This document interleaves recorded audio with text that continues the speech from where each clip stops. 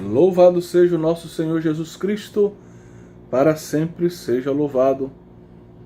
Vamos iniciar a nossa aula de soteriologia, invocando o auxílio divino em nome do Pai, do Filho e do Espírito Santo. Amém. Vinde, Espírito Santo, enchei os corações dos vossos fiéis e acendei neles o fogo do vosso amor. Enviai o vosso Espírito, e tudo será criado, e renovareis a face da terra. Oremos. Ó Deus, que instruístes os corações dos vossos fiéis com a luz do Espírito Santo, fazei que apreciemos retamente todas as coisas, segundo o mesmo Espírito, e gozemos sempre de sua consolação, por Cristo Senhor nosso. Amém. Glória ao Pai, ao Filho e ao Espírito Santo, como era no princípio, agora e sempre. Amém. Nossa Senhora de Nazaré, rogai por nós. Em nome do Pai, do Filho e do Espírito Santo. Amém. Bom, queridos alunos e alunas, na última aula nós introduzimos o tema desse nosso curso, do Tratado de Soteriologia. Falávamos na última aula da importância do conceito de mediação.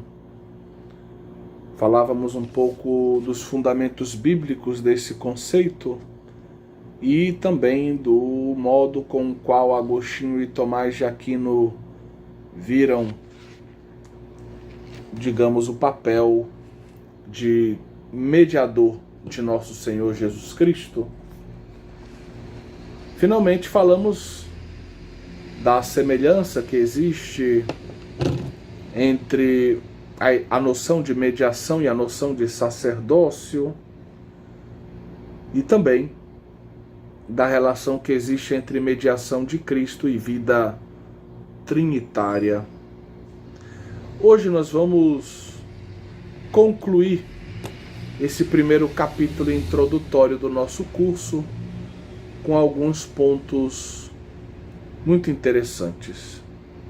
O primeiro é uma tentativa que nós encontramos na teologia contemporânea, e o nome de Karl Rahner aqui é muito importante, de tentar apresentar a mediação de Cristo no horizonte daquilo que se chama teologia transcendental. Aqui eu gostaria de remeter para os alunos e alunas que seguiram o meu curso de Cristologia. Eu lembro que nós propomos uma aula sobre o modelo transcendental de Cristologia proposto por Karl Rahner. E naquela ocasião, naquela aula, que se encontra na internet, você pode acessá-la, pode usufruir daquilo que é o conteúdo dela, nós falávamos um pouco mais dessa reviravolta antropológica proposta por Karl Rahner. Ele tenta construir a sua teologia a partir do homem e usa um adjetivo transcendental na sua reflexão, que por um lado, e aqui vamos dizer, talvez não seja o ponto mais forte do seu discurso, mas por um lado aponta para a tradição clássica, especialmente a que eu me refiro à teologia medieval, a noção de transcendentais divinos, ou seja, Deus que é bom, uno, belo e ao mesmo tempo verdadeiro, mas ao mesmo tempo também dada a influência do idealismo alemão no seu pensamento, além de Heidegger, mas a gente pode incluir também Kant e Hegel como filósofos que influenciaram muito o seu pensamento. Karl Rahner também usa essa noção de transcendental à luz do pensamento de Kant. Ou seja, o homem de certa forma traz dentro de si, dentro do seu intelecto, digamos assim, uma estrutura de pré-compreensão das coisas, certo? Ou seja, de certa forma o homem traz dentro dele tudo o que é necessário para conhecer tudo aquilo que ele verá ao longo da sua vida, tanto natural quanto sobrenatural, já que aqui falamos de teologia. E Karl Rahner, então, ele aborda o tema da mediação de Cristo à luz dessa sua teologia transcendental.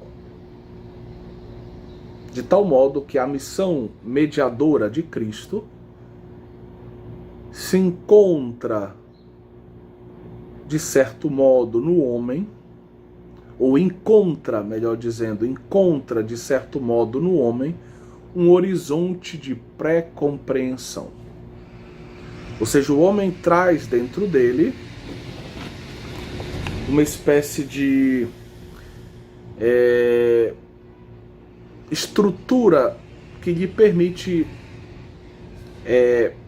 compreender e, de certo modo, até esperar o mediador absoluto entre Deus e os homens. Porque, como vai recordar Karl Rahner, a existência humana se baseia na intercomunicação que pertence, digamos, que faz parte da vida humana na sua concretude, que o acompanha por toda a vida. A vida humana, vamos dizer, nos insere em uma rede inumerável de mediações. Então, entre a nossa vida e o pão que chega à nossa mesa para que nós o comamos, existem as mediações. Alguém foi comprar o pão, alguém precisou trabalhar para ter esse dinheiro, alguém fez o pão, alguém trouxe o pão. Ou se fizemos em casa, alguém nos ensinou a fazer o pão. Alguém nos deu ou nos vendeu utensílios para fazermos o pão. Alguém alugou a terra na qual nós plantamos o trigo para, digamos, produzirmos o necessário para o pão. Alguém nos vendeu o óleo de azeite para fazermos um bom pão, e assim por diante, né? Podemos pensar do ponto de vista da genética, podemos pensar, digamos, numa perspectiva econômica, social, familiar. Nossa existência está inserida numa teia, né, de relações aonde nós experimentamos muitas mediações. Então a experiência da mediação faz parte da nossa vida. A gente quer algo do nosso pai, a gente pede ajuda para nossa mãe, para que a nossa mãe converse com o nosso pai e nos ajude a obter o que nós queremos dele. A gente precisa, às vezes, de um advogado que seja uma espécie de mediador dos nossos interesses junto a um tribunal para que a gente possa obter a justiça que a gente deseja, por exemplo. E assim por diante. Um professor é, de certa forma, um mediador entre algo que eu não conheço e a minha pessoa, né? Então eu estou interessado em conhecer algo ou aprofundar meus conhecimentos numa determinada área, Eu contrato um professor, ele vai ser um mediador entre aquele conhecimento que eu não tenho, que foi produzido por outros, por químicos, por físicos, e a minha pessoa, e assim por diante.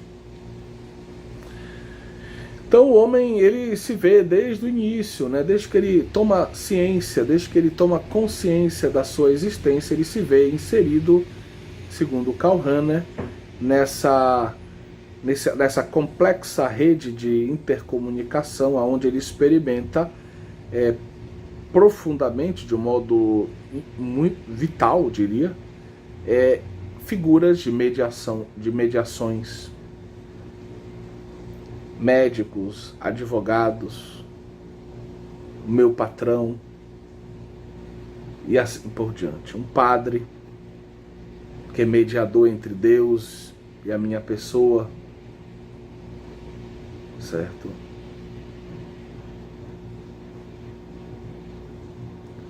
Então nós estamos inseridos nessa rede onde existem inumeráveis figuras de mediadores, onde existem inumeráveis mediações. Isso desde que nós nascemos, desde que nós tomamos consciência da nossa existência. Crescemos assim, somos educados nesse contexto e graças a esse contexto também. E a nossa vida, ela se realiza, a gente poderia dizer, na medida em que a gente se abre a essa realidade. Na medida em que a gente busca colher dos mediadores certos as melhores coisas. Na medida em que a gente também, com a formação adequada, a gente também encontra o nosso lugar na sociedade, de certa forma se torna um mediador entre por exemplo, eu sou um vendedor, entre os maravilhosos produtos de uma certa indústria farmacêutica e os homens que precisam cuidar da sua saúde. Ou os maravilhosos produtos de uma empresa que produz, de uma indústria que produz calçados e pessoas que precisam se calçar, precisam andar elegantes, né? Precisam estar confortáveis quando andam de um lugar para o outro. E aí a gente vende os bons produtos. Aqui em Belém do Pará, por exemplo, que são produzidos lá em Santa Catarina, lá em São Paulo. Então, nesse processo, entre a indústria e a pessoa que compra o seu sapato, existem mediações também. Eu posso encontrar o meu lugar nisso, eu posso comprar uma loja e ser um mediador, né, de produtos de qualidade para pessoas que precisam de conforto ou de um certo tipo de vestimenta e assim por diante. E na medida que nós vamos encontrando o nosso lugar, nós vamos nos abrindo a também ser mediadores para os outros e ao mesmo tempo usufruirmos das mediações dos outros.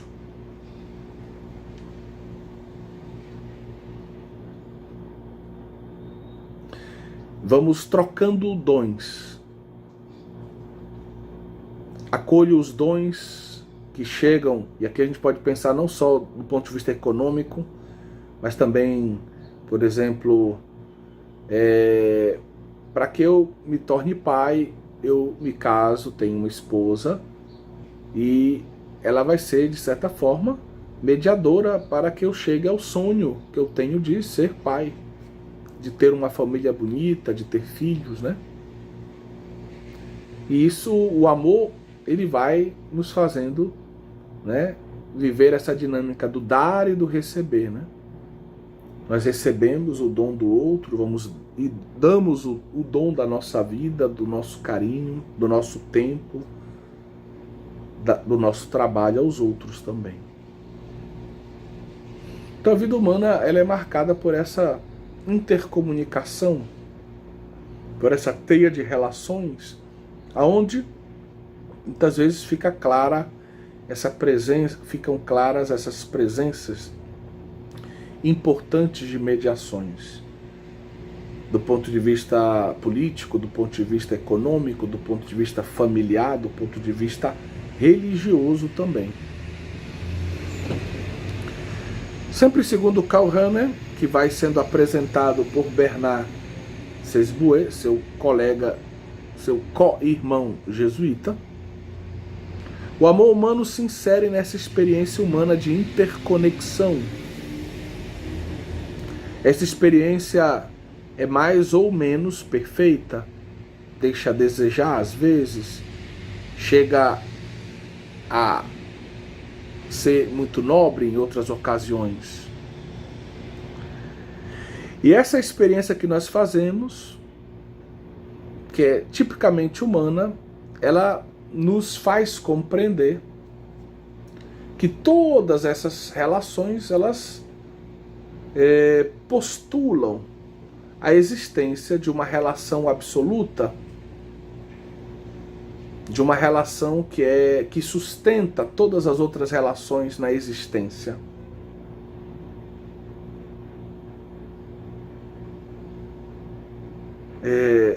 E aí nós já estamos nos aproximando da ideia do divino, de Deus. Ou seja, segundo Karl Rahner, como base dessa experiência humana, se encontra a existência, vamos dizer, de um ser absoluto, que entra em relação por causa do ato criador com as suas criaturas. E todas as relações criaturais, ou no ponto de vista do homem, sociais, humanas, elas vão encontrar a sua base na existência desse ser absoluto que entrou em relação com as suas criaturas. E o homem traz dentro dele essa estrutura, ele foi feito para viver nessa teia de relações, para identificar a importância das mediações. E essa estrutura do homem faz com que ele entenda que deve haver uma relação que seja a relação maior, a mais importante, a relação absoluta. Deve haver um ser que é absoluto, cuja relação conosco é a relação mais importante, que sustenta tudo o que existe. Então, essa experiência do homem que nesse mar de relações vive, inclusive, a essência do amor, é capaz de acolher e de dar, de viver em comunhão com o outro, faz com que o homem compreenda que é possível ter uma relação como essa absolutamente perfeita. Porque aqui nessa terra, entre nós, essas relações são sempre mais ou menos perfeitas. As pessoas nos enganam, as pessoas nem sempre correspondem ao que esperamos. As pessoas falham, mentem. Não têm paciência como nós gostaríamos que tivessem, e assim por diante. Então, por isso, as nossas experiências aqui são sempre um pouco imperfeitas, ou muito imperfeitas. Mas essa estrutura do homem faz com que ele compreenda que se ele foi feito para esse horizonte de relações, deve existir uma relação absoluta, perfeita, com um ser que seja, evidentemente, da mesma ordem, perfeito, absoluto. Não é que eu estou defendendo o meu ponto de vista, atenção. Eu estou só tentando apresentar, junto com usando, digamos assim, o raciocínio de Bernard Sesbue, na sua obra Jesus Cristo, o Único Mediador, que nós apresentamos na aula passada, o volume número 1, o pensamento de Karl Rahner. Então, de certa forma, esse horizonte de pré-compreensão do homem, essa estrutura do homem que foi feita para viver desse modo, como estamos vivendo, parece postular e quase diríamos exigir que exista uma relação com o ser perfeito.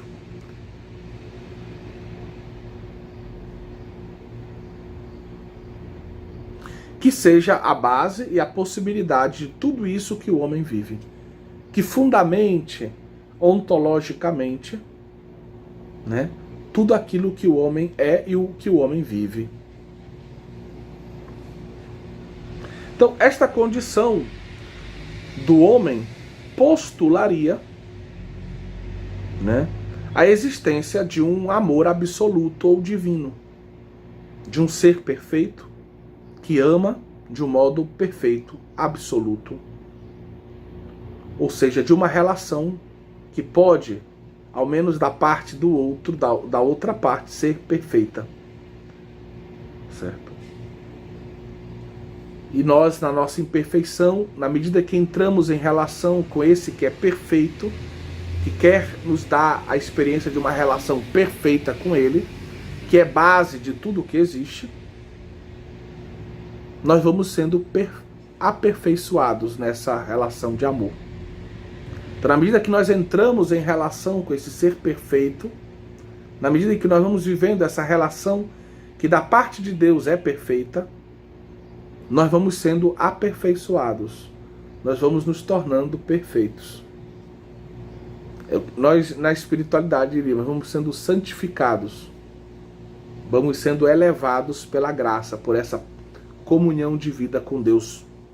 Graça é a participação na vida divina, né? Então, para Hannah, inclusive, se pode falar que essa experiência humana, que corresponde a uma estrutura capaz de bem vivê-la no próprio homem, estrutura transcendental, postula não só a existência de um ser perfeito, de um amor perfeito, de uma relação perfeita. O amor é relação, né? Mas também, segundo Karl Rahner, postularia a existência de um mediador perfeito entre Deus e os homens. Por causa da diferença que existe entre Deus perfeito e nós imperfeitos, essa diferença, nós vimos como Agostinho viu a figura do mediador entre Deus e o homem, e vimos como Santo Tomás de Aquino viu a figura do mediador entre Deus e o homem. Karl Rahner vai dizer, é preciso, dada a diferença atual entre Deus e nós, como estamos, como somos, como vivemos, é preciso que haja um mediador, mas esse mediador ele precisa ser um mediador perfeito também. Não é um mediador entre tantos, é um mediador perfeito que corresponda ao ser perfeito, que corresponda ao amor perfeito, que corresponda à relação perfeita, que corresponda a esse processo de aperfeiçoamento do nosso próprio ser. Certo? E aí ele tenta justamente a partir desse postulado, dessa ideia de que a nossa estrutura postularia a existência de um mediador perfeito, ele então entra no discurso sobre Cristo. Esse mediador perfeito seria Jesus Cristo. Mas bem, vou ficar por aqui. O pensamento de Karl Rahner, ele parece interessante na medida em que ele consegue abordar o influxo divino como fundamento da experiência de mediação humana. Ou seja, o fato de que toda a nossa experiência de estar numa rede de comunicação com todas as outras pessoas que existem, experiências de trocas, de mediações na nossa vida humana, essenciais, por um certo lado. Existe uma certa mediação entre Deus e nós quando nós nascemos. Os nossos pais são, de certa forma, mediadores. O amor deles deveria ser um amor mediador entre o Deus Criador e a minha existência criatural. Então, por um lado, Karl Rahner, ele tenta explicar que é preciso um ser absoluto, um amor absoluto, uma relação absoluta para fundamentar a nossa existência estruturada para isso, para uma vida de conectada a uma rede de, digamos assim, de relações, aonde existem onde existe uma imensa quantidade de mediações importantes de várias ordens na nossa vida, como já dissemos. Por outro lado, essa ideia de que essa experiência humana, onde as mediações humanas são muito importantes, que isso postularia um mediador perfeito entre Deus e o homem, não é que tenha tanto consenso assim. Então, analisando, digamos, o pensamento de Karl Rahner, tentar chegar à figura de um mediador absoluto, Jesus Cristo, a partir da estrutura transcendental do homem, parece muito pobre. O horizonte transcendental do homem parece muito pobre. Parece insuficiente, é o que muitos dizem. O ideal, sem dúvidas, para a teologia não é partirmos do homem para chegarmos a essa ideia de um mediador absoluto, perfeito entre Deus e os homens, mas parece realmente necessário recordarmos que a nossa fé cristã, bem como a judaica, nasce de uma revelação. É preciso voltar para o horizonte tradicional da experiência da história da revelação. Nós sabemos que somos pecadores e que precisamos de salvação, e sabemos que Deus enviou o seu Filho, que se fez carne, e que é o mediador entre o céu e a terra, entre Deus e os homens, o único mediador, o Salvador, aquele que reconciliou o homem ferido pelo pecado com o Deus Todo-Santo, porque tudo isso foi revelado. Então Karl Rahner, ele tenta escapar do horizonte da revelação para fazer uma teologia do baixo, né? A partir do homem, da experiência do homem, da estrutura do homem. Mas se por um lado ele parece ter um certo sucesso em dizer que é preciso um ser, um amor, uma relação absolutos que possam, vamos dizer, fundamentar a nossa existência nessa rede de relações, essa nossa existência relacional, a nossa experiência com as mediações que compõem a nossa vida natural e até a nossa vida sobrenatural. Por outro lado, a ideia de que entre esse ser perfeito e nós, que seja necessário um mediador absoluto, essa ideia não goza de tanto consenso. Tá bom? Então ela é bem, não parece tão bem elaborada, né? Mas estamos apresentando porque é um pensador importante e alguns tentam, dentro de um discurso soteriológico, construir uma soteriologia a partir da própria experiência humana, né? Uma soteriologia, vamos dizer, de tipo transcendental. Esse transcendental tomado à luz do pensamento de Karl Rahner. Uma outra ideia importante nós encontramos a semelhança que existe entre o conceito de mediação e o conceito de reconciliação.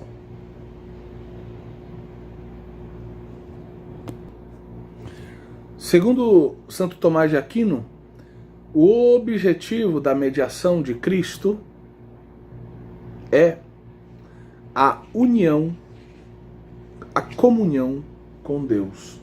Eu lembro que na terceira parte da Suma, na questão 26, na solução, na resposta, nós podemos ler artigo 1, né?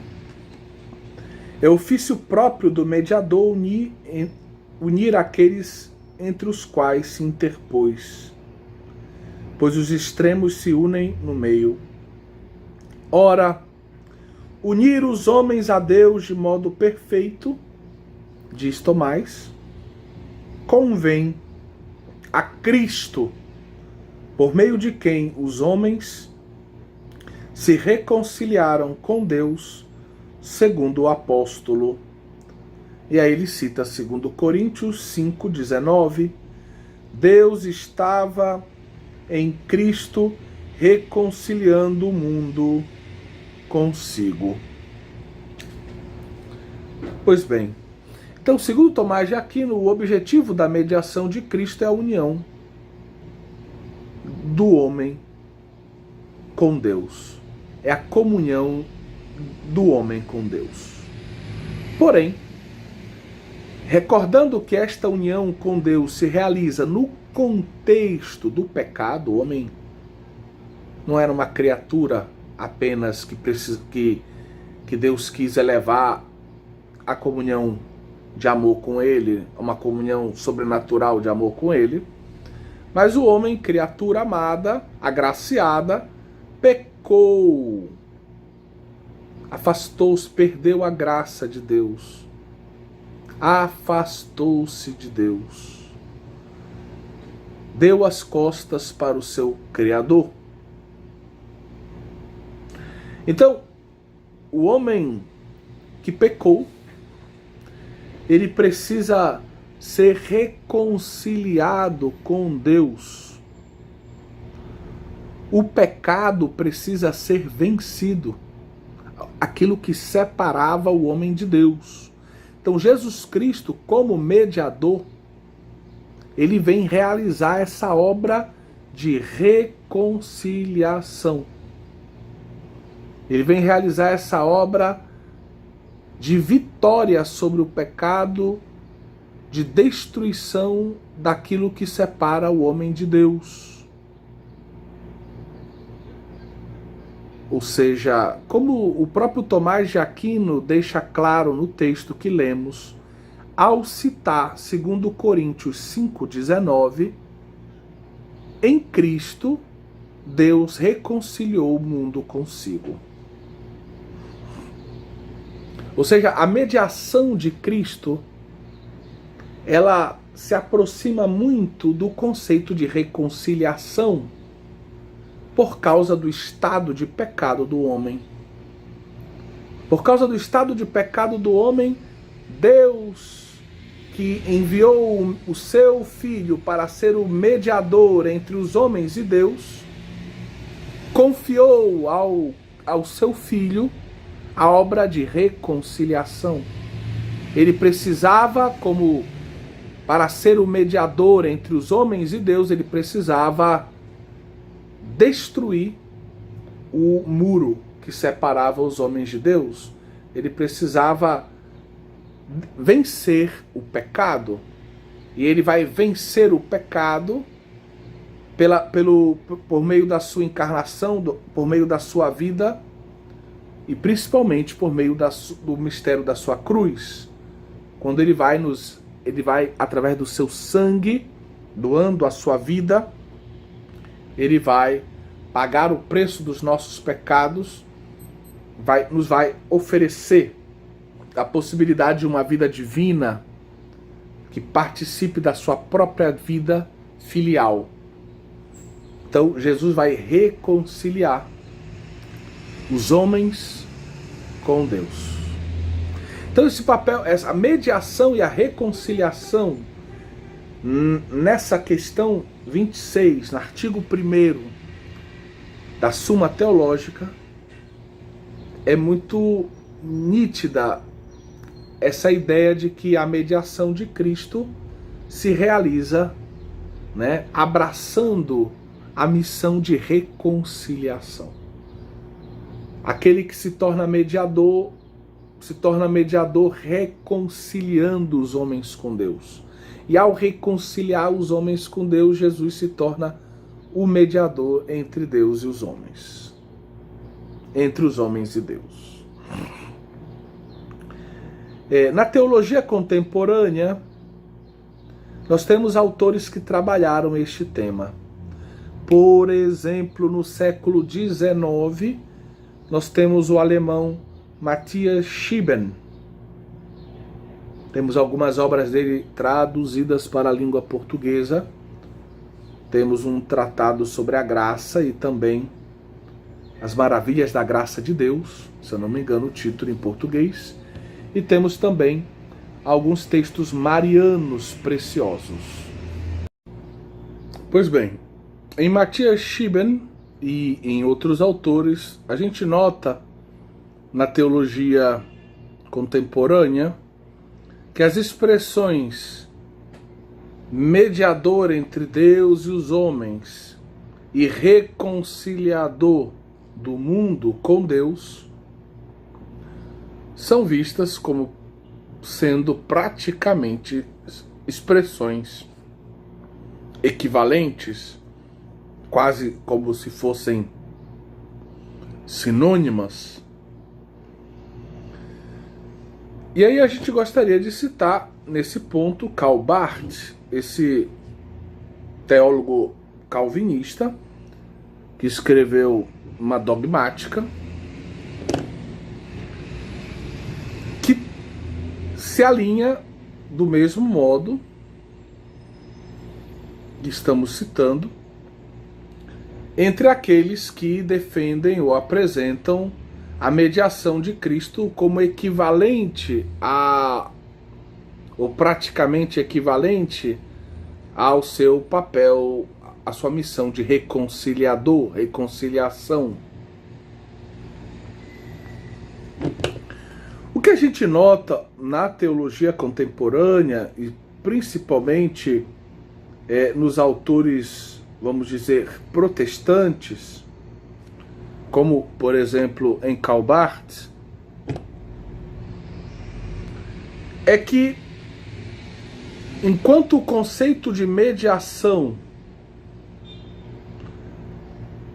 parece, vamos dizer, valorizar mais o papel da humanidade do mediador, como nós vimos em Santo Tomás de Aquino, Jesus Cristo é o mediador graças à sua humanidade. E vimos que a mesma ideia, de um modo diferente, se encontra em Agostinho. A tradição católica, Jesus Cristo é apresentado como mediador, né? E se valoriza bastante a humanidade de Jesus.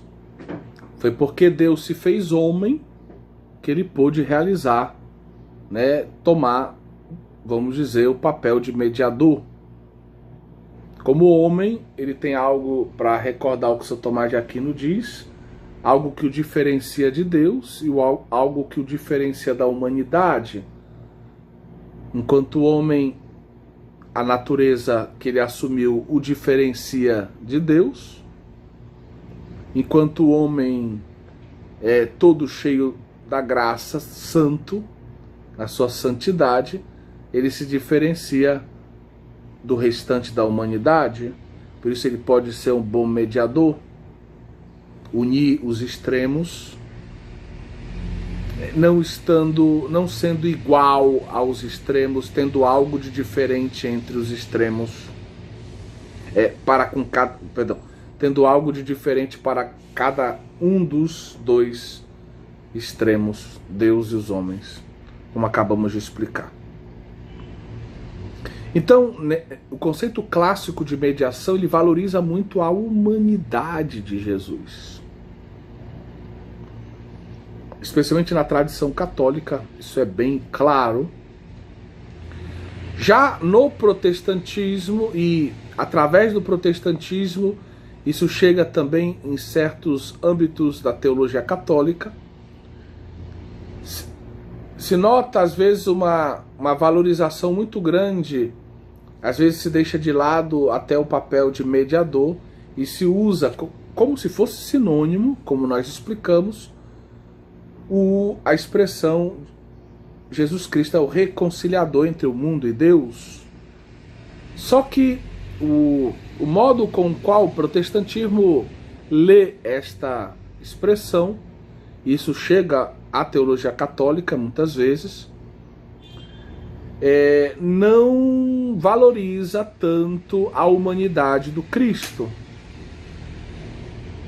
Bem na linha do pensamento de Lutero, que justamente aqui eu remeto à nossa aula sobre a Cristologia de Lutero, no nosso curso de Cristologia, bem na linha do pensamento de Lutero, se sublinha sempre o papel, a obra divina realizada por Cristo e se deixa de lado, se subestima ou se coloca, vamos dizer, na periferia da reflexão o aspecto, a contribuição da humanidade de Cristo, a obra da redenção. Então, essa ideia de reconciliação, como a gente encontra, por exemplo, em Karl Barth, um famoso teólogo do século XX, amigo, né, por exemplo, de Hans Urs von Balthasar, uma grande figura, né? O suíço como von Balthasar, uma grande figura do pensamento teológico, vamos dizer, da segunda metade do século XX. E a gente vê em Karl Barth, em tantos outros teólogos, então, essa noção de reconciliação substituindo a noção clássica de mediação com esse porém. Enquanto na noção clássica de mediação a humanidade de Jesus era muito valorizada, isso vai ajudar a fundamentar o fato de que se a humanidade de Jesus colaborou de um modo importante para a obra redentora, para a redenção objetiva, isso nos ajuda a entender como a nossa própria humanidade possa colaborar com a obra redentora de Deus também em nossas vidas, o que chamamos de redenção subjetiva, e até na vida de outros. E a gente pode então pensar nessa ideia de colaborar na redenção de outras pessoas, ou seja, ser uma espécie de mediador na obra redentora do Cristo na vida dos nossos irmãos, como padres, como pais, como irmãos que rezam uns pelos outros, que testemunham o Evangelho uns para os outros, de tantos modos, né? Então tem esse porém, né? Existe uma semelhança muito grande entre esses conceitos, mas eles não são exatamente equivalentes. E existe o conceito de mediação, o conceito de reconciliação. Essa ideia já se encontra em Tomás, como a gente leu, na questão 26, da terceira parte da Suma, no artigo 1. Mas São Tomás, ele coloca a noção de reconciliação dentro, né, do seu discurso sobre mediação. Mas não é que ele esteja dizendo a igualdade entre essas duas realidades. E o que se nota na teologia contemporânea é que essas duas noções, essas duas ideias teológicas, elas são apresentadas quase como se fossem sinônimas,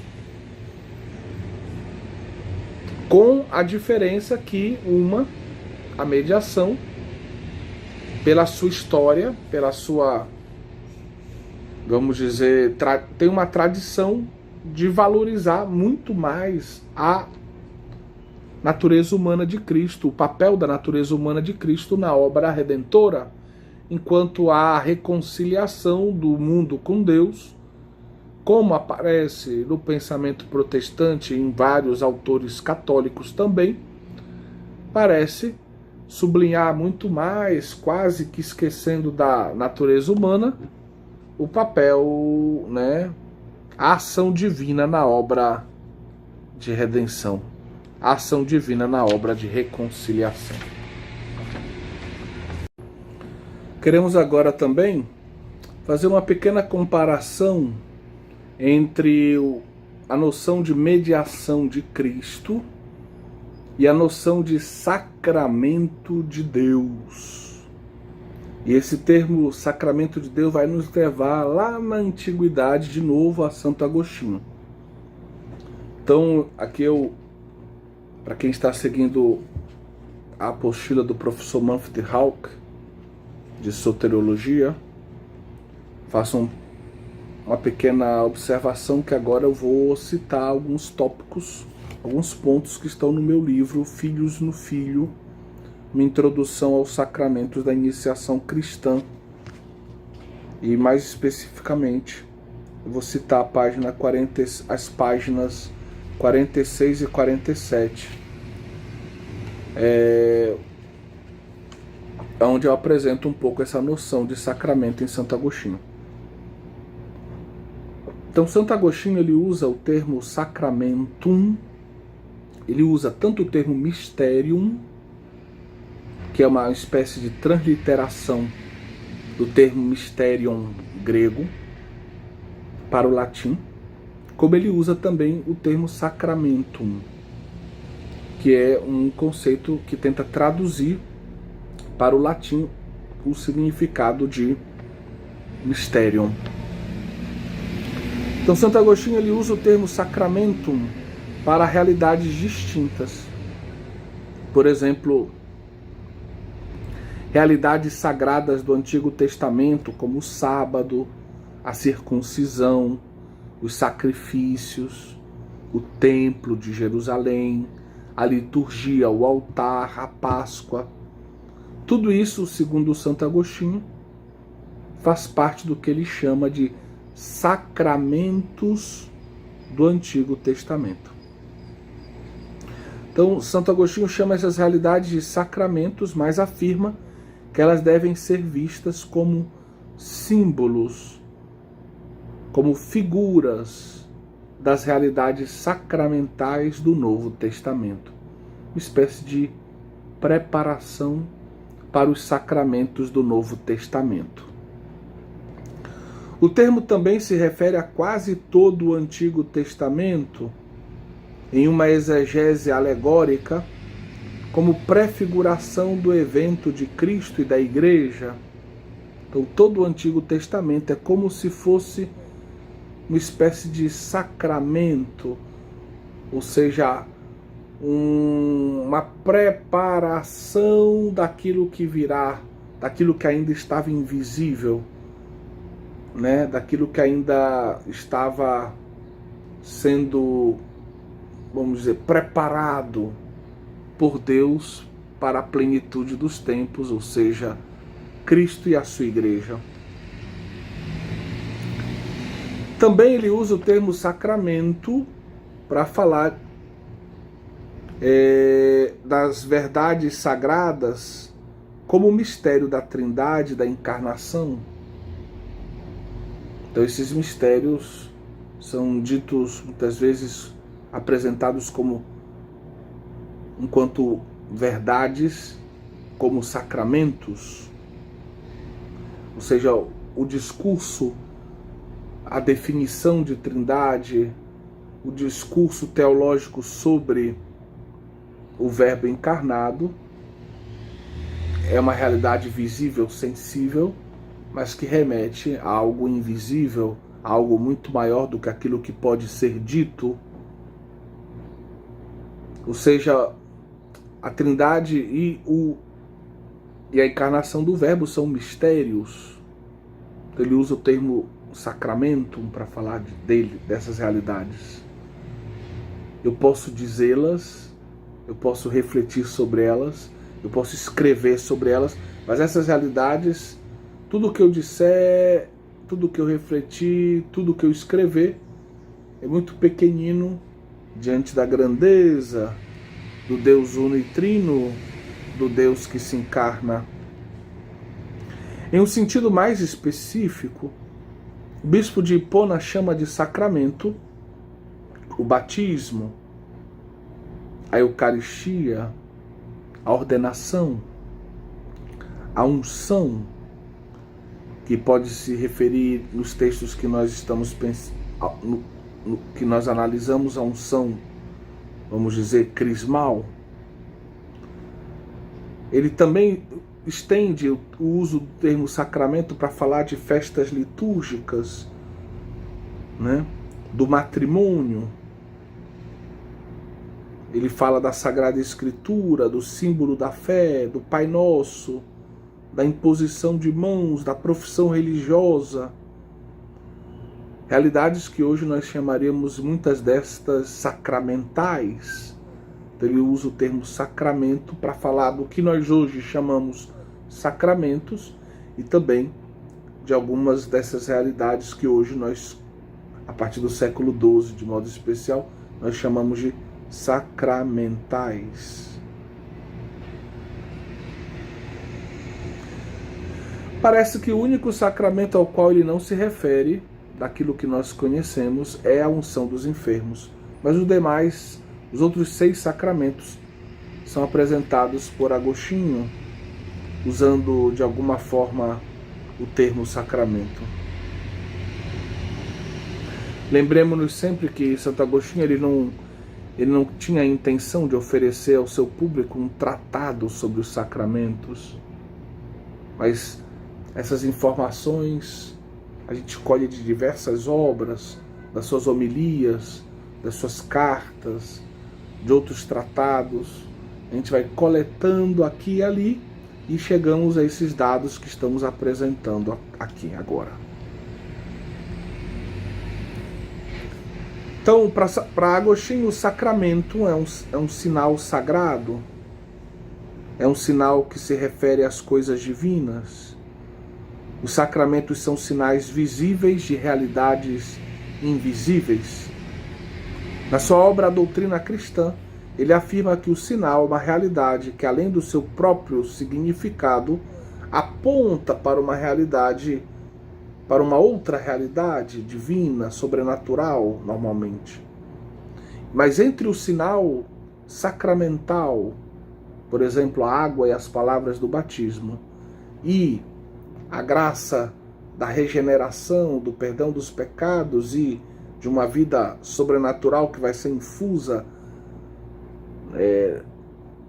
na vida de um, digamos, na vida de daquele que está recebendo o batismo, do batizando, deve existir uma relação de semelhança. Então, por exemplo, a água na nossa vida humana, ela serve para limpar, mas serve também para dar vida.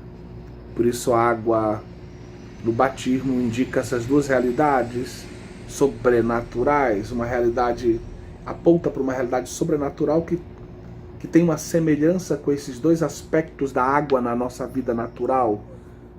Lava a sujeira e dá vida, é necessária para a vida. Realmente a graça do batismo lava o nosso pecado, purifica o nosso pecado, limpa o nosso pecado e dá a vida, uma vida sobrenatural, a vida divina. Então está aí a semelhança. Então, o sinal sacramental, segundo Santo Agostinho, ou simplesmente o sacramento, é composto de um elemento material e da palavra, a água e a palavra, para dar esse exemplo que nós já usamos. Essas duas realidades juntas, água e palavra, formam então o sacramento, constituem a forma visível do sacramento. Santo Agostinho escreve no comentário dele ao Evangelho de São João: se retirares a palavra, o que permanecerá além da água? Se acrescentares a palavra ao elemento, terás o sacramento.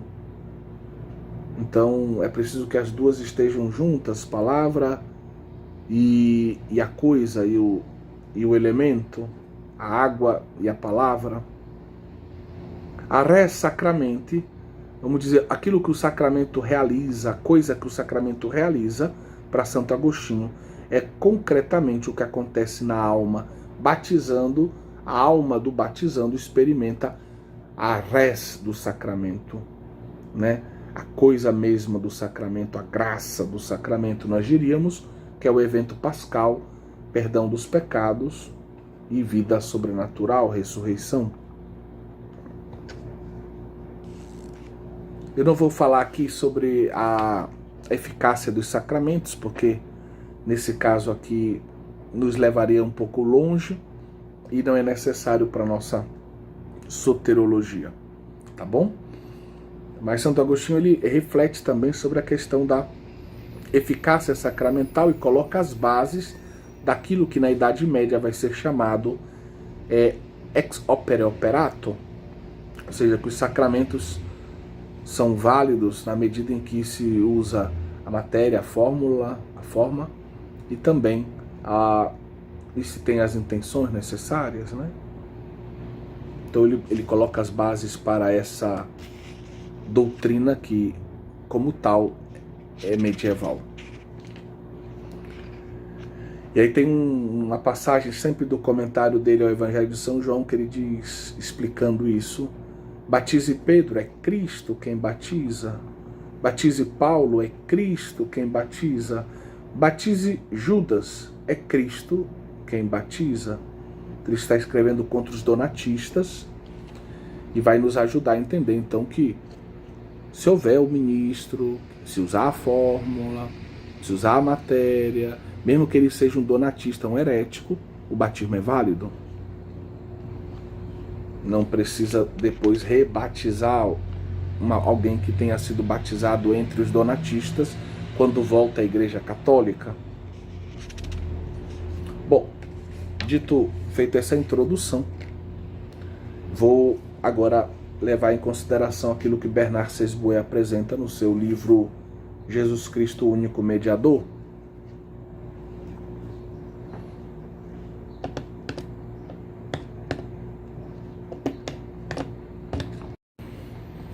Pois bem, Bernard Sesboué recorda que em Agostinho o termo latino sacramentum se aproxima muito do sentido do termo grego mysterium. Ambos indicam, segundo Bernard, em Agostinho, uma relação entre o visível e o invisível, que compõe a nossa noção odierna de sacramento. Nós, muitas vezes, hoje, quando nos referimos a sacramentos, pensamos sempre numa realidade material, visível, sensível, a qual está ligada uma graça invisível, espiritual, e essa graça, ela passa por meio, por assim dizer, do sinal sacramental e chega até o sujeito do sacramento, né? Até aquela pessoa que está se aproximando do sacramento, querendo experimentar o Cristo, o ressuscitado que passou pela cruz através daquele sacramento específico. Pois bem, então Bernard Sesboué, ele coloca em relevo essa dimensão da noção de sacramento em Agostinho, une o visível ao invisível. Neste sentido, diz Sesboué, a humanidade de Cristo em Agostinho poderia ser vista, apresentada como um sacramento da presença e da atividade do Senhor, do Verbo.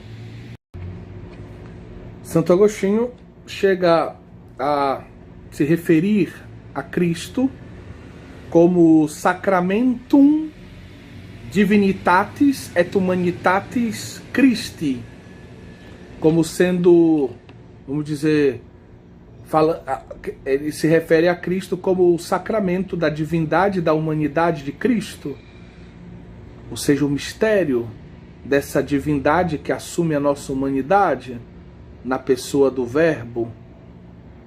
E aqui a gente começa a perceber que Agostinho ele vai timidamente relacionar. Ele vai timidamente relacionar, digamos, o mistério do Verbo encarnado aos sacramentos da Igreja. No mistério do Verbo encarnado nós temos algo visível, a humanidade dele, e algo invisível, a divindade. Nos sacramentos da Igreja nós temos algo visível,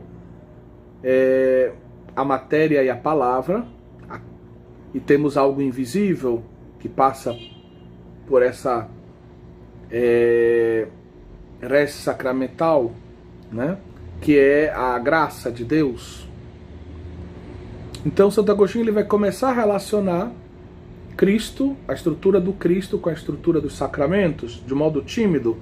Essa ideia vai ser aprofundada em Santo Tomás de Aquino, certo? Então, voltando para a frase que nós, da expressão de Agostinho que se refere a Cristo, Sacramentum Divinitatis et Humanitatis Christi,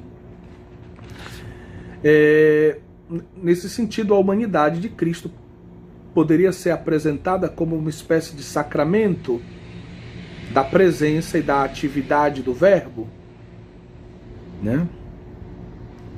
Nas suas confissões, nos recorda Sesboi, nas suas confissões, Santo Agostinho escreve, né? Mas que grande mistério, ele usa o termo sacramentum, contém aquelas palavras, o Verbo se fez carne. Está se referindo a João, capítulo 1, versículo 14. E aí ele acrescenta, eu nem podia suspeitar da grandeza daquele mistério naquele momento. Eu ainda não entendia toda a riqueza, a profundidade do mistério contido naquelas palavras do Santo Evangelho. Porém, Santo Agostinho vai compreender paulatinamente que o sacramento é um termo que dificilmente a gente consegue traduzir, nós diríamos intraduzível. É o que está oculto em uma coisa visível, né? O sacramento propriamente dito, digamos assim, seria aquilo que nós não conseguimos ver. Existe uma realidade visível, sensível, mas ela não é a realidade mesma do sacramento, a realidade mais profunda do sacramento. A realidade mais profunda do sacramento é invisível. Por isso é difícil traduzir o termo sacramento, segundo Agostinho. E essa realidade invisível, ela se torna presente e eficaz através da parte visível. A partir da água e das palavras do batismo, a graça batismal se torna presente e eficaz na vida de um batizando.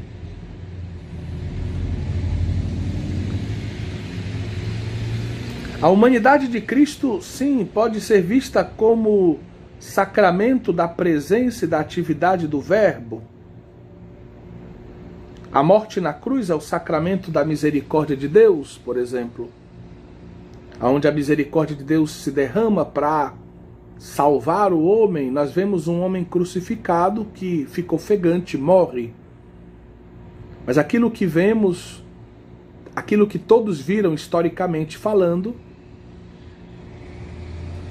é o aspecto visível de uma graça invisível que está se derramando sobre a humanidade, a salvação de todos os homens.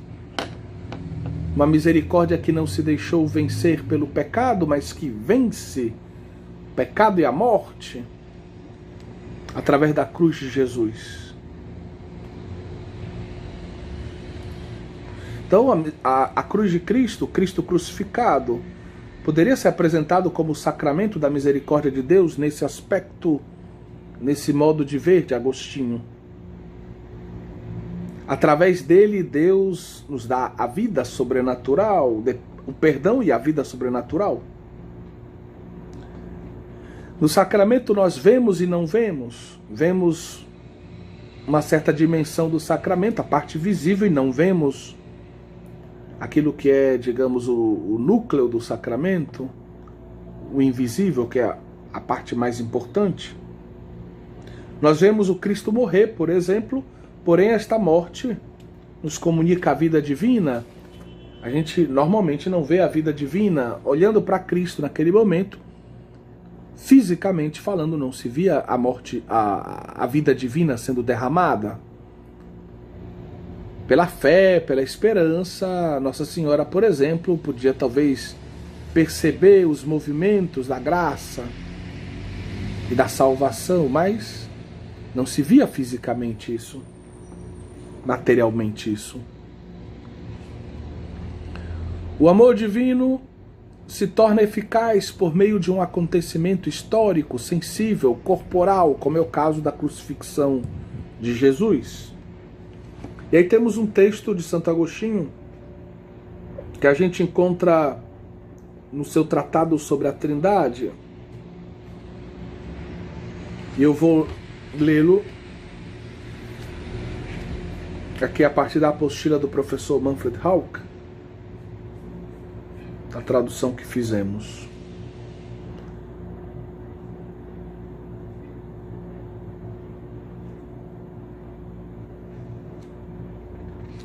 Portanto, a nossa dupla morte,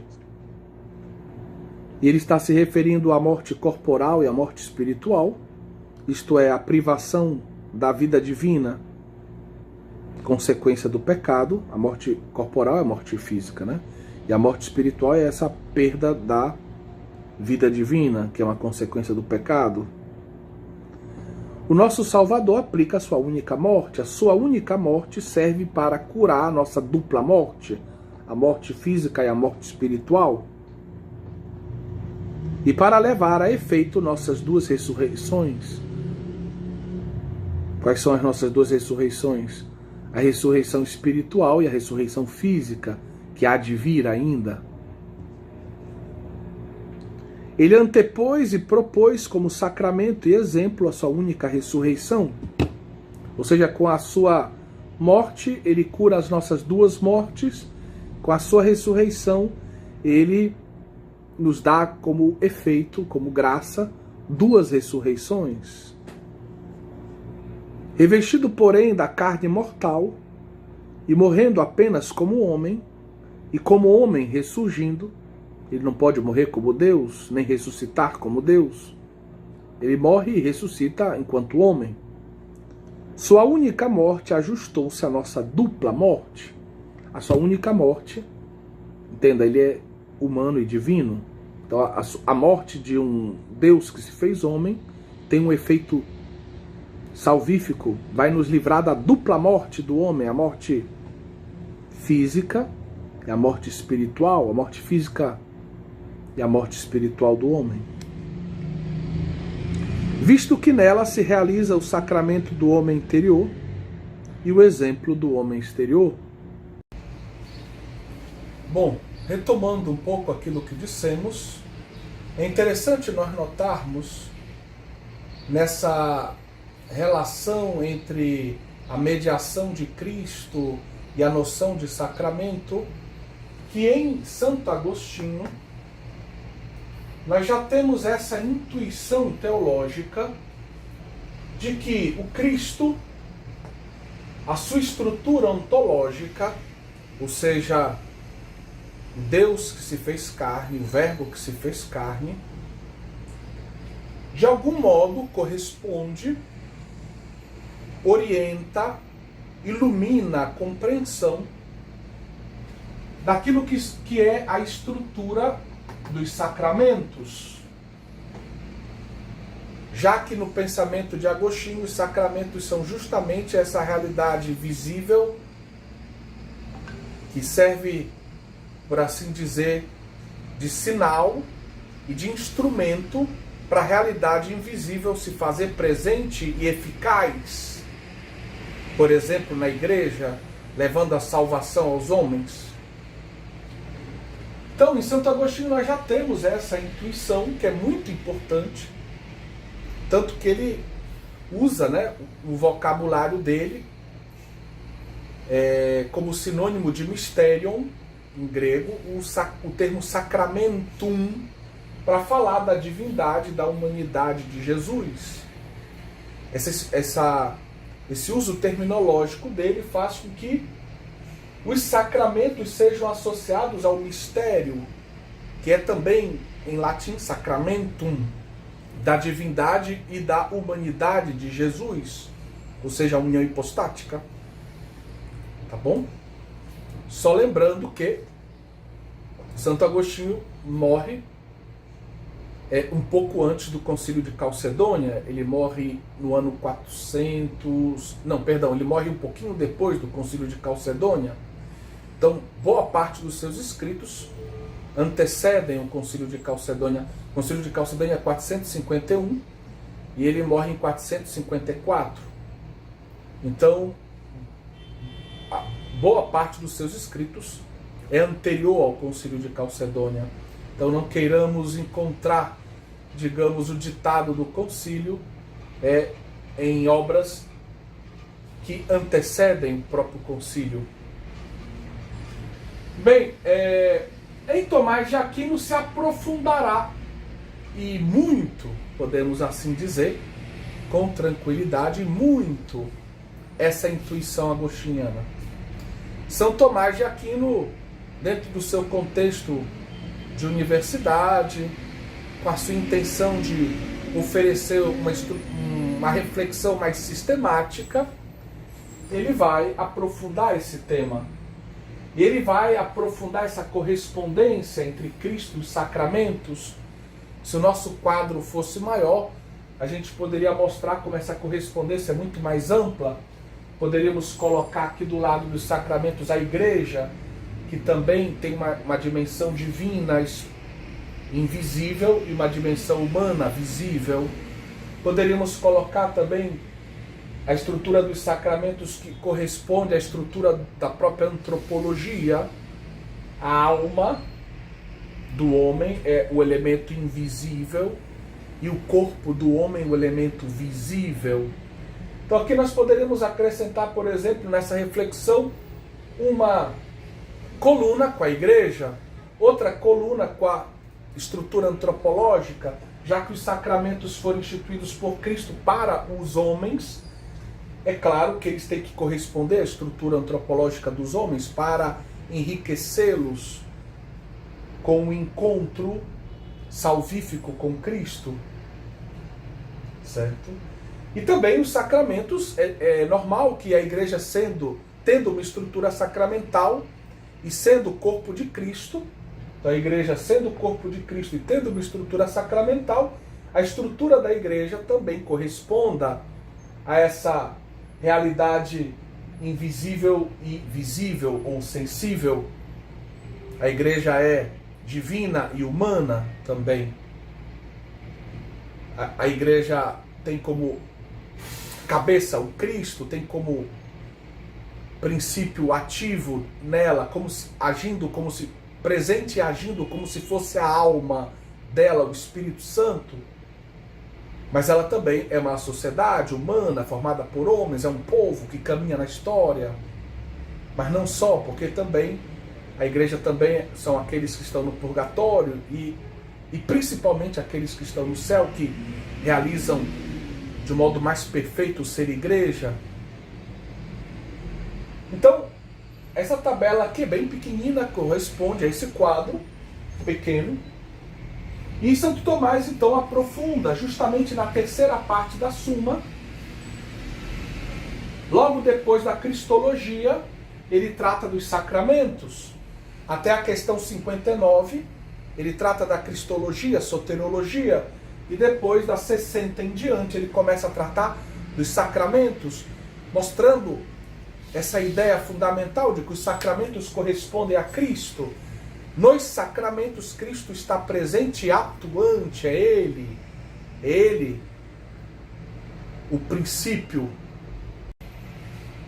É Ele o princípio dos sacramentos. Ele que está presente e atuante, ressuscitado. Ele que passou pela cruz. Ele que pode dar aos sacramentos a sua eficácia. Pois bem, então São Tomás aprofunda essa relação, mostrando como a estrutura de Cristo ontológica corresponde a um aspecto invisível ou que ultrapassa os sentidos externos do homem.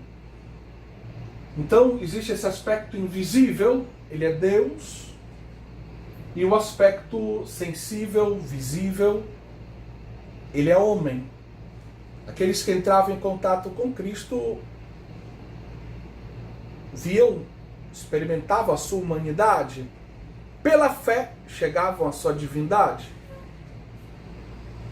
A não ser no episódio, vamos dizer, extraordinário da transfiguração, aonde Jesus permite que a sua corporeidade transpareça a sua glória divina, mas o faz diante de um pequeno grupo de apóstolos escolhidos que já criam. E também a estrutura dos sacramentos é da mesma ordem, já que os sacramentos vão servir para a presença e a atuação de Cristo na igreja. Então é normal que tenha a mesma estrutura. Temos o elemento invisível, a graça, e o sinal sacramental. O sinal sacramental que é formado, como eu coloquei aqui, abreviando, matéria e palavra. Então a matéria é a água, por exemplo, o óleo, eu posso tocar, eu posso ver. E a palavra eu posso escutar, é a palavra do Cristo. Essa palavra que vai justamente fazer com que a graça se torne presente e operante no meio do sacramento. É a autoridade daquele que nos mandou dizer essa palavra, que é a sua palavra, a palavra de Cristo. Então nós vemos essa correspondência muito interessante. E assim como na união hipostática, a humanidade de Jesus, pela união com o Verbo, ela é santificada e se torna santificante. Nós aprofundamos esse termo santificada no nosso curso de Cristologia, por favor. Quando falamos da graça em Jesus, na alma de Jesus, na humanidade de Jesus. Mas se torna santificante também, porque na medida em que Jesus é o mediador de toda a santidade, ele é mediador enquanto Deus e enquanto homem. A humanidade dele é valorizada na reflexão de Tomás. Nós vimos isso, a humanidade dele o distingue, digamos, de Deus e o distingue do resto da humanidade, porque santa. Mas então ela se torna também santificante, ela é santificada e santificante. Se torna santificadora. Entrar em contato com a humanidade de Jesus significa entrar em contato com a fonte da santificação. E da mesma forma, nós temos na realidade no sinal sacramental, essa presença da graça faz com que o sinal sacramental se torne sagrado, santo e santificador. Instrumento eficaz da santificação para os homens, certo? Como em analogia com a humanidade de Jesus. Para buscarmos a conclusão desse ponto aqui da nossa aula de hoje, nós temos Cristo, e aqui é um ponto bem interessante, bem importante do pensamento de Tomás, que pouca gente entende. Na minha opinião, pouca gente entende, assim como deveria, especialmente na área dos sacramentos. Muitos professores não entenderam isso, infelizmente. Em Cristo, nós temos a sua humanidade. A sua humanidade, ela é um instrumento, eu botei aqui instrumento nessa pequena tabela, com os limites desse pequeno quadro. Ela é instrumento, mas que tipo de instrumento ela é? Ela é um instrumento conjunctum, diz Santo Tomás. É um instrumento unido, está unido,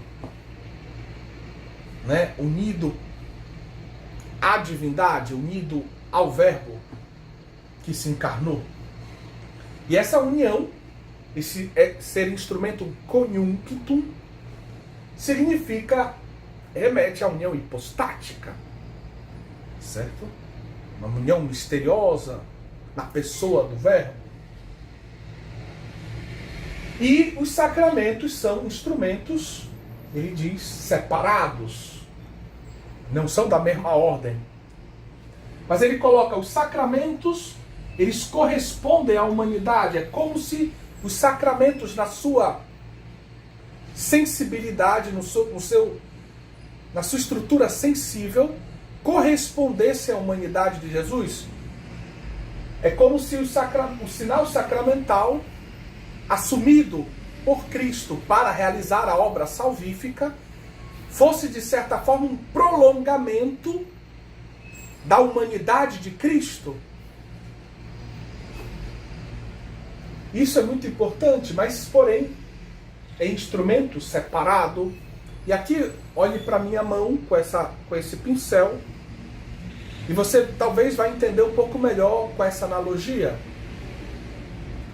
O pincel, eu uso o pincel para escrever. Quem está escrevendo sou eu, evidentemente o pincel sozinho não escreve nada.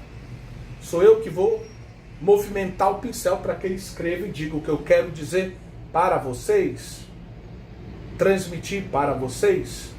Então, esse pincel aqui, ele é um instrumento para que eu dê a minha aula, para que eu passe uma mensagem para vocês. Mas é um instrumento separado e não faz parte do meu ser. Eu posso viver muito bem sem esse pincel e vivo, acreditem. Mas a humanidade de Jesus é um instrumento conjunctum, ou seja, é um instrumento diferenciado, é um instrumento que está unido ao Verbo. E aí eu poderia dizer, é como se fosse, claro, é sempre uma analogia, e a analogia tem sempre o perigo de não dizer tudo o que realmente é, mas nos permite intuir, entender algo. É como se fosse a minha mão ou o meu braço. Eu uso a minha mão, o meu braço, para escrever nesse quadro branco. Mas o meu braço faz parte do meu ser, faz parte do que eu sou. Não é um pincel. Certo?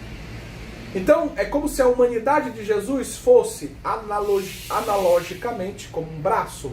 O Verbo realiza. Mas esse braço não é um pincel que eu posso jogar fora depois.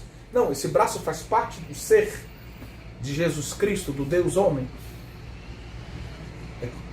É componente disso. Certo? Então espero que tenha ficado clara essa diferença, a importância da humanidade como instrumento. E aí, a partir disso, a gente entende que Jesus Cristo, enquanto Deus, ele é a causa principal da nossa salvação.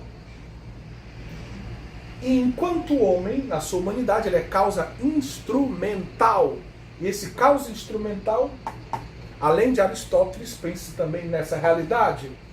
É instrumento, mas não é um instrumento qualquer que pode jogar fora depois, como um pincel ou como um microfone, que eu posso usar como instrumento para que a minha voz chegue até você e passe a mensagem que eu quero. Não é a mesma coisa. É parte do meu ser. Ou é parte do ser do Verbo encarnado. Tá certo? Faz parte desse mistério da união, unido. União hipostática. Tá bom? Então, vejam como é interessante essa reflexão que nos ajuda bastante no nosso itinerário de soteriologia.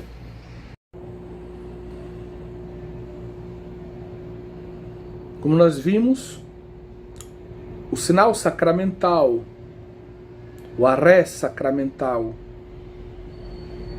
e o ser corporal de Jesus, a sua humanidade, são, respectivamente, santificados e recebem o poder de santificar, se tornam santificantes, graças, no caso do sinal sacramental, graças ao poder da palavra de Deus, da palavra de Cristo. Isto é o meu corpo, este é o cálice do meu sangue, ou eu te batizo, em nome do Pai, do Filho e do Espírito Santo. E no caso do ser corporal de Cristo, da humanidade de Cristo, graças à união com o Verbo, a humanidade é santificada e se torna santificante. Então, a humanidade de Cristo é o instrumentum conjunctum, o instrumento que está unido ao ser do Verbo que se encarnou. Essa união remete à ideia de união hipostática. Está unido misteriosamente, foi assumida a natureza humana pelo Verbo que se encarnou. Então está unida à divindade na pessoa do Verbo.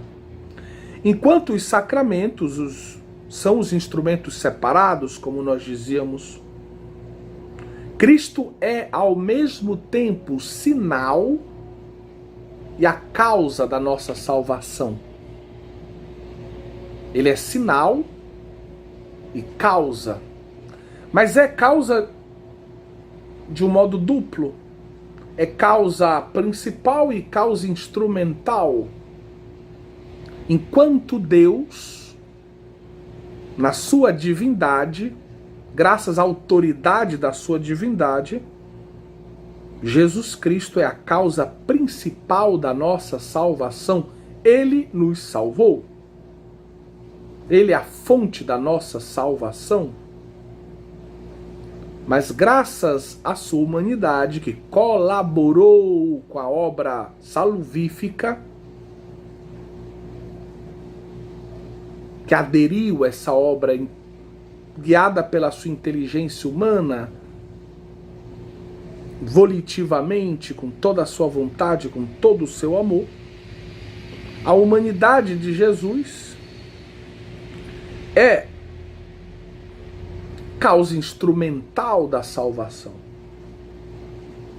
Então Jesus é causa instrumental graças à sua humanidade, causa principal graças à sua divindade, da nossa salvação. Queremos concluir a nossa aula de hoje com uma nota relativa à apresentação sistemática do nosso curso. Com a ajuda do professor Manfred Hauke, nós podemos dizer que na explicação sistemática do Tratado da Soteriologia, a mediação é o ponto de partida. Estamos partindo justamente dessa noção-chave, a mediação de Cristo. Mas o conteúdo, vamos dizer, a totalidade desse tratado, a partir da noção de mediação, pode ser apresentado de diversos modos. E nós queremos elencar aqui três modalidades de organização do conteúdo do Tratado da Soteriologia. Primeiro modo, nós podemos usar um esquema muito utilizado no Concílio Vaticano II para falar de Cristo e da Igreja, da missão de Cristo e da missão da Igreja, que é o esquema conhecido como Triamunera, ou tríplice missão de Cristo, tríplice serviço, tríplice missão de Cristo. Estamos nos referindo ao fato de que Cristo foi rei e pastor, foi profeta, mestre e sacerdote. Rei, pastor, governo, munus governandis. Foi profeta ou mestre, quer dizer, ele é o nosso, aquele que nos forma com a palavra, munus docendi. E sacerdote, munus sanctificandi, o munus de santificar. Então, tríplice munus de Cristo, ou triamúnera, é mais correto dizer assim, de Cristo. E o Vaticano II aplica isso para a igreja. Os bispos, padres e diáconos são apresentados, ou melhor, a missão deles é apresentada usando esse esquema da triamúnera. Da mesma forma, a missão dos batizados é apresentada assim. Pelo batismo, nós participamos da realeza de Cristo, do seu profetismo e do seu sacerdócio comum dos fiéis. Então, nós podemos usar esse esquema para falar da mediação de Cristo, dessa grande obra de mediação, dessa grande obra salvífica que Cristo realizou. E aí nos é apresentado um exemplo, né? Ludwig Ott, com 2 T's.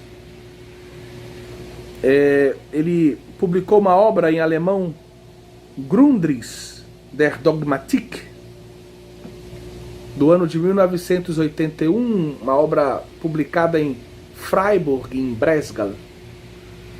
A gente poderia traduzir o título dessa obra em português como Esboço de Dogmática, Ensaio de Dogmática. E na apresentação da soteriologia ele usa justamente o esquema da triamúnera. É um importante autor que merece ser conhecido, pouco conhecido no Brasil. Uma segunda forma de abordar o tratado da dogmática, da soteriologia, é descrever o conteúdo da mediação com as noções de mediação descendente e mediação ascendente. Ou seja, o mediador fica entre Deus e os homens, o Cristo, e existe um duplo movimento, movimento que desce, movimento que sobe, movimento descendente, ascendente, descendente catabático, ascendente anabático. Este esquema já aparece de um certo modo, ainda não perfeitamente elaborado, nos escritos de Irineu de Lyon.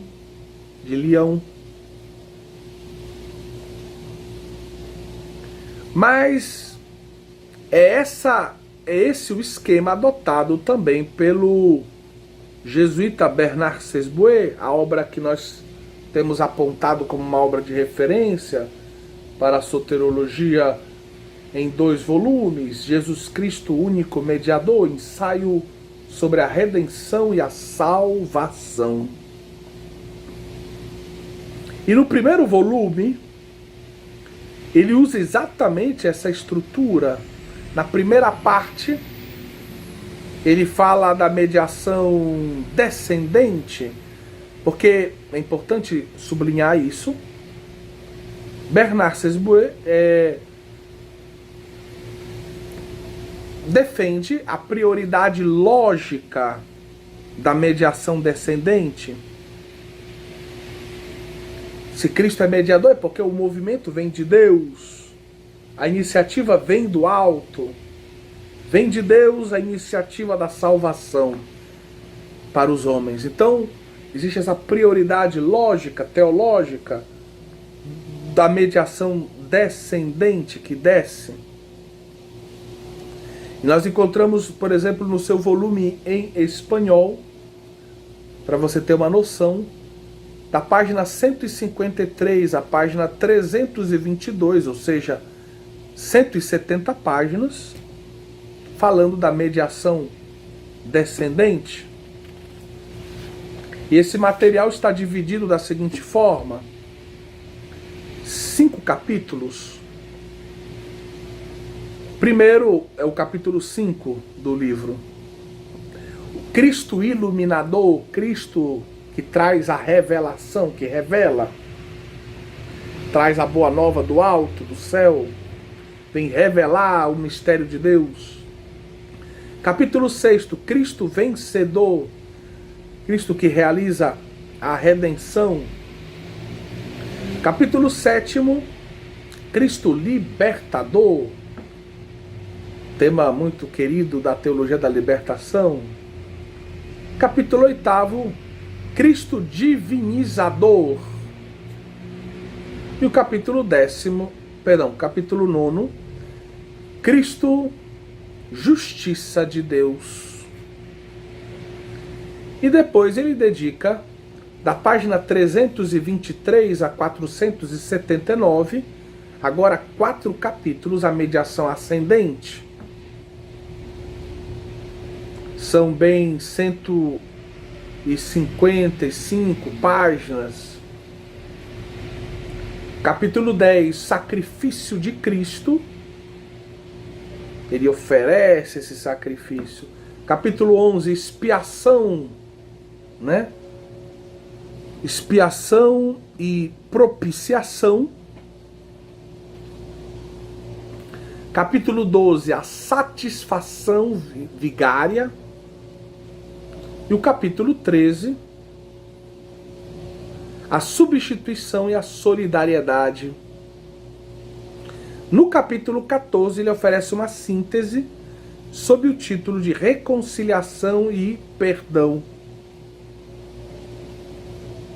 A apostila do professor Hauck vai levar adiante a reflexão sobre diversos desses temas aqui elencados, nesse esquema que é fundamentalmente dividido em 2 partes.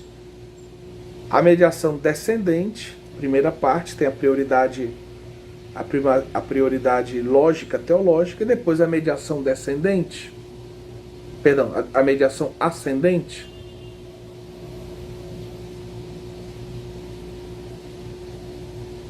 Mas ele não vai se limitar ao esquema do Bernard Sesbuet.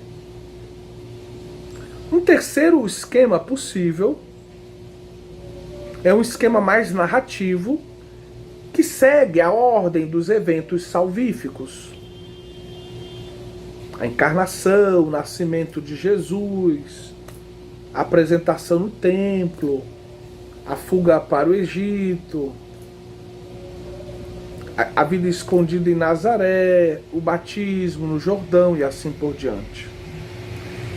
É um esquema mais narrativo que segue a ordem dos eventos salvíficos. Um exemplo típico desta modalidade de abordagem nós encontramos na soteriologia da Suma Teológica de Tomás de Aquino, na qual o Aquináter parte da encarnação até chegar ao juízo final, mostrando em cada mistério da vida do Cristo quem é Cristo e o que Cristo veio fazer por nós, veio nos salvar. Chamamos este esquema também de mistérios da vida de Jesus Cristo. É uma expressão que se torna famosa na teologia a partir do século XVI, com Francisco Soares, jesuíta, comentador de Santo Tomás de Aquino. Esse esquema se encontra também na cristologia, né? Na apresentação do mistério de Cristo no Catecismo da Igreja Católica. Então são esses os 3 esquemas.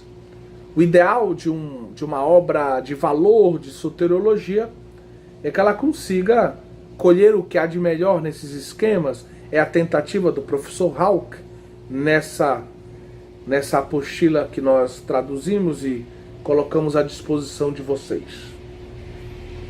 Que Deus ilumine, que Deus abençoe o nosso itinerário de estudo do Tratado de Soteriologia.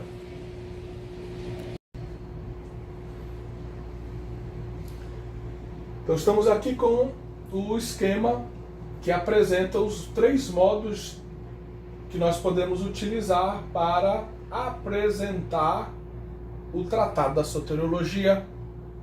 O primeiro esquema é o da Tria Munera, que usa essa imagem, né, de um Cristo que é ao mesmo tempo rei, sacerdote e mestre, ou seja, esses 3 ofícios de Cristo que de um certo modo resumem a sua grande missão, esses 3 ofícios que correspondem à expectativa messiânica de Israel, que esperava um Messias sacerdote, um Messias rei, um Messias profeta, e Jesus é tudo isso.